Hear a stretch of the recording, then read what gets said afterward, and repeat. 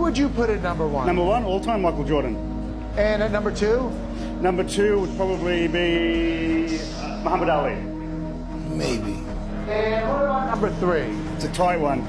Say Tiger Woods or Pele.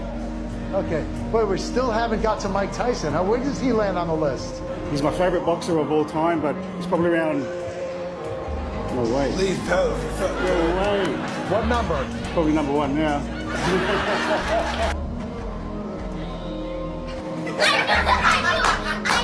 I knew Got it. the monkey.